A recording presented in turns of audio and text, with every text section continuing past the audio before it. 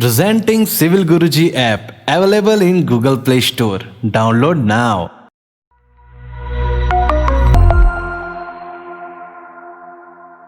Hello engineers, welcome back to your own YouTube channel, that is Civil Guruji, the Civil Engineers Training Institute. I corporate trainer engineer Dilip Singh Para welcome you back to your own learning platform. So जैसा कि दोस्तों excavation part 1 में हमने जाना कि what is excavation, why we do the excavation, what are the importance of doing the excavation, and in the end what machinery we actually use to do the excavation. So engineers, in this video of excavation part 2 we will find out how to calculate the quantity of excavated material. So without wasting any time, let's get started. So engineer, जैसा कि हम लोगों ने जाना कि excavation करने से पहले सबसे पहले उसका लेआउट होता है, then we do the marking, after that we do the excavation of our trench. So now we will find out the quantity which is excavated. That quantity may be loose soil or maybe hard rock or maybe combination of both. So सबसे पहले इसे समझने के लिए let's take an example. Suppose मेरा एक कोई trench है, उसके जो डायमेंशन है वो 9 मीटर बाय 69 मीटर. इस 9 मीटर बाय 69 मीटर ट्रेंच को सेटअप करने के लिए मुझे कोऑर्डिनेट टोटल स्टेशन या किसी परमानेंट रेफरेंस मार्क से फिक्स करने पड़ेंगे. वो परमानेंट रेफरेंस मार्क आपका रोड हो सकता है, रेलवे हो सकता है और कोई भी इलेक्ट्रिक पोल हो सकता है, which will stay there for years. So trench को एक्सकेवेट करने से पहले हम लोग उसके एक्चुअल डायमेंशन में कुछ डायमेंशन इंक्रीज करके एक्चुअल में एक्सकेवेट करवाते हैं. डायमेंशन इंक्रीज करने का रीज़न है that we are providing conveniency to our labour so that they can work freely. Additional spacing होगी so our labour can easily move, they can easily do the shuttering and they can easily do the casting work. So in this example, जैसा कि हमारा जो trench था उसका जो dimension था वो था 9 मीटर. तो हमने क्या किया, उसके डायमेंशन में 500 mm in left side and 500 mm right side में इंक्रीज कर दिए. तो टोटल जो विड्थ हो गई अभी वो हो गई 10 metre. We follow the same procedure along the length. So हमारी जो लेंथ जो सबसे पहले 69 मीटर थी वो एक्चुअल में लेंथ हो गई है 70 meter. Now the trench which we are going to excavate having the dimension is 10 meter in width and 70 meter in length. Let's move forward.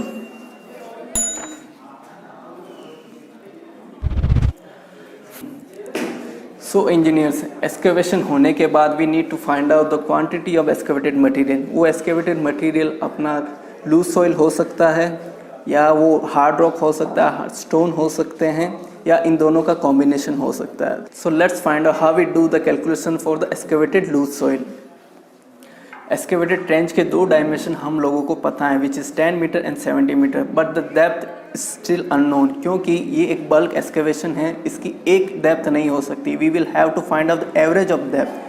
Average of depth find out करने के लिए हम लोगों को क्या करना पड़ेगा कि अपना जो ट्रेंच है उसे इक्वल इंटरवल में डिवाइड करना पड़ेगा in X direction and in Y direction.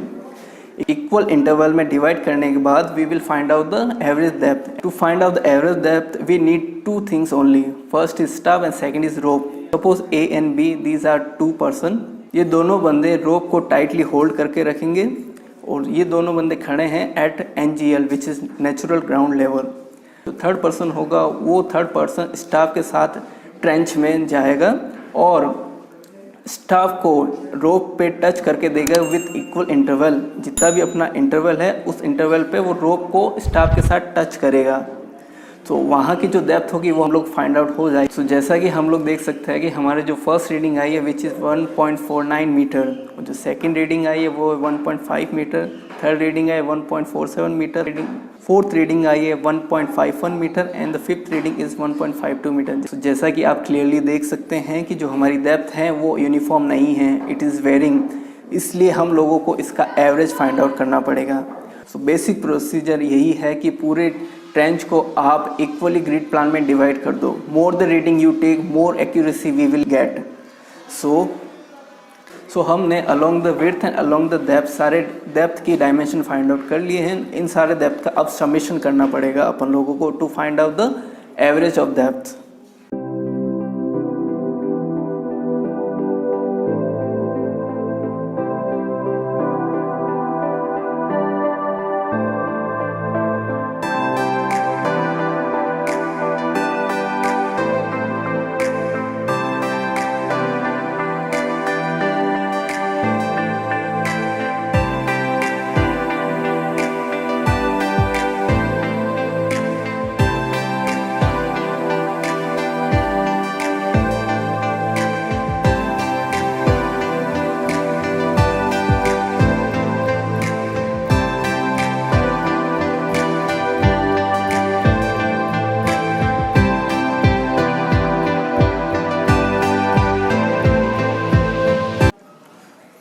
So engineers हमारा जो समेशन ऑफ डेप्थ आया है वो है 65.38 मीटर।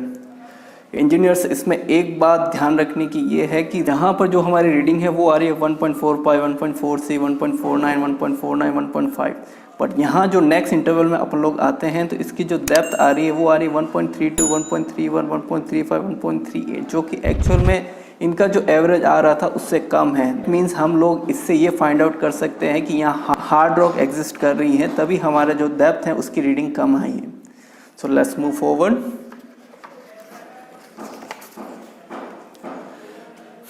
सो इंजीनियर्स डेप्थ आने के बाद we need to find out average of depth. Average of depth कैसे फाइंड आउट किया जाता है? Summation of depth divide by number of depth. Summation of depth which we calculated is 65.38 meter and number of depth हमारी आई है 45। You can easily count. 5 reading इस तरफ से है, 9 इंटरवल इस तरफ से लिए गए, 9 × 5 45। The number of depth are 45। सो इसका जो कैलकुलेशन करेंगे, एवरेज ऑफ डेप्थ जो हमारी आएगी वो आएगी 1.4529 metre.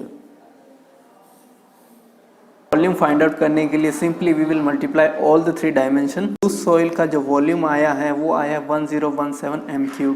Volume of excavated loose soil material comes out to be 1017 m3। Now engineers we will find out the volume of excavated hard rock। Hard rock का वॉल्यूम कितना आने वाला है, चलो वो फाइंड आउट करते हैं। सबसे पहले इसका थोड़ा सा बेसिक समझ लेते हैं कि उसका वॉल्यूम कैसे निकलेगा। Volume of excavated hard rock और stone material equal to combined volume of loose soil and hard rock after complete excavation minus volume of excavated loose soil. Loose soil और हार्ड रॉक का जो combined volume होगा after the complete excavation, उसमें से मैं volume of loose soil deduct करूंगा तो मेरा volume of excavated hard rock find out हो जाएगा। इसे सिंपल वे में समझते हैं। सपोज ये मैं लेता हूँ A + B और ये है जो क्वांटिटी है लूज सॉइल की वो A। Now I need to find out the volume of excavated hard rock. So B = A + B - A, cancel out A, B = B। Simple math, simple basic logic. Let's move forward. Combined volume of loose soil and hard rock after complete excavation. इसके लिए भी अपन लोगों को average depth find out करना पड़ेगा। इसके लिए भी सेम प्रोसीजर है। A एंड B पॉइंट पे 2 बंदे टाइटली रोप को होल्ड करके रहेंगे। थर्ड पर्सन जो है ट्रेंच में जाके with the help of staff यहाँ की जो डेप्थ है उसकी रीडिंग स्पेल आउट करेगा। ये रीडिंग सारी हम नोट कर लेंगे। Now again we need to sum up all the depth.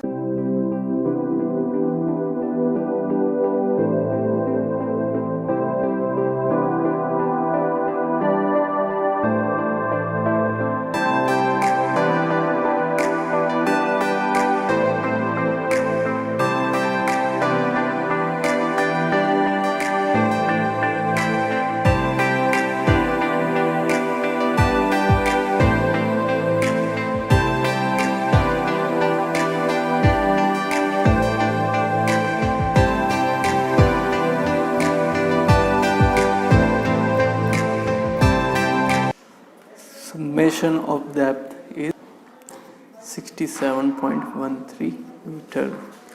Summation of depth आने के बाद we need to find out average of depth। Average of depth equal to summation of depth which is 67.13 meter divided by number of depth which is 45। So average of depth comes out to be 1.49177 meter। तो engineers यहाँ पर एक बात note करने की है कि यहाँ जो पहले लूज सॉइल थी वहाँ जो डेप्थ की जो वैल्यू आ रही थी वो आ रही थी 1.3, 1.35 समथिंग। नाउ कंप्लीट एक्सकेवेशन होने के बाद जो डेप्थ की वैल्यू आ रही है 1.49, 1.47, 1.5। इसका मतलब है कि यहाँ हार्ड रॉक एग्जिस्ट कर रही थी, वो हार्ड रॉक का भी एक्सकेवेशन हो गया है। So now let's move forward. Now we will find out volume of excavated hard rock or stone material which is equal to combined volume after complete excavation minus volume of loose soil excavated। combined volume कैसे find out होगा? 10 meter width multiply by 70 meter length multiply by average of depth after the complete excavation, which is 1.49177 meter, minus volume of loose soil excavated जो कि है 1017 MQ, volume of excavated hard rock जो कि आएगा 27.245 MQ। So engineers, this is how we actually calculated excavated material quantity at site। जो loose soil की quantity हमें find out हुई है वो है 1017 M3। जो हार्ड रॉक की क्वांटिटी जो फाइंड आउट आई है वो आई 27.245 M3। सो इंजीनियर्स, इसके नेक्स्ट वीडियो में हम लोग फाइंड आउट करेंगे कि इन एक्सकेवेटेड मटेरियल की क्वांटिटी का बिल कैसे क्लेम किया जाता है according to CPWD norms. So engineers, बने रहिए हमारे साथ to get more knowledgeable videos like this. If you like this content then please like, share and subscribe. अगर आप भी अपना स्किल्स एनहेंस करना चाहते हैं तो join our 90 days corporate training course। Get more information regarding our corporate training course, you can directly call on our counseling number, which is 9111001234, or you can simply visit our website, which is www.civilguruji.com. Stay tuned for the upcoming videos. Till then, stay safe, stay healthy. Jai Hind, Jai Bharat.